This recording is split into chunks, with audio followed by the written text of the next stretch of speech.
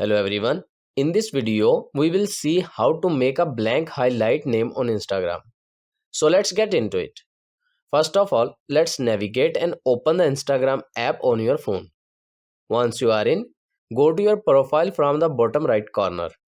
Here, you need to create or edit a highlight. Press and hold on the highlight that you want to edit, and from the menu that appears, tap on Edit Highlight. Next, to edit the name, tap on the text field and remove the current highlight name. Now go back to the mobile home page and open any web browser that you use for search. Use the search bar to find the empty text. Once you get the search results, tap on website offering blank or invisible text. Copy the blank or invisible text from the website and then return to the Instagram highlight editing page.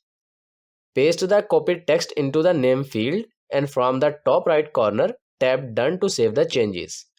And that's it. This is how you can create a blank highlight name on Instagram. I hope this video is helpful for you. For more information, please subscribe our YouTube channel and thank you for watching.